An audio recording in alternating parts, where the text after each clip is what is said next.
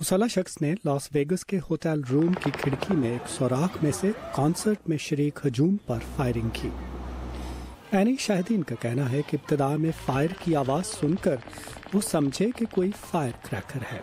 جب انہیں معلوم ہوا کہ یہ گولیوں کی آواز ہے تو وہ خوف زدہ ہوئے۔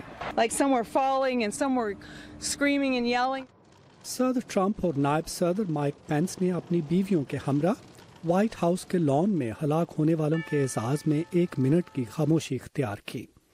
صدر نے امریکی پرچم سرنگوں رکھنے کا حکم دیا ہے۔ اس واقعے کے بعد بہت سے لوگ زخمیوں کے لیے خون کے عطیات دینے کے لیے جمع ہو گئے۔ وائٹ ہاؤس کی پریس سیکرٹری سارا ہکبی سینڈرز نے امریکیوں کے جذبات کو سراہا۔ وہ لوگ جنہوں نے نفرت کے ایک ناقابل تصور عمل کے دوران شدید محبت کے جذبات کا اظہار کیا، ان کی یاد کبھی ماند نہیں پڑے گی۔ ان کی مثالیں اس حقیقت کے لیے ایک دائمی یاد دہانی کا کام کریں گی کہ امریکی روح کو کبھی بھی توڑا نہیں جا سکتا۔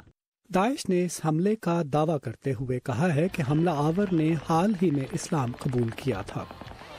تاہم تحقیقات کرنے والوں کا کہنا ہے کہ انہیں حملہ آور کے کسی گروہ کے ساتھ روابط کا پتہ نہیں چل سکا۔ اس شخص نے اکیلے یہ کام کیا ہے، مجھے معلوم نہیں کہ اسے کیسے روکا جاتا۔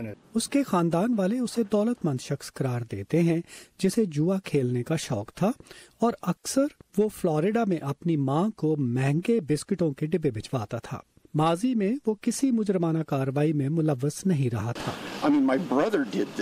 میرا مطلب ہے میرے بھائی نے جو کچھ کیا وہ ایسے ہی ہے جیسے اس نے ہمیں گولی ماری ہو، جیسے میرے بچوں کو ہلاک کیا ہو۔ میں اس سے زیادہ کیا حیرت زدہ ہوں گا۔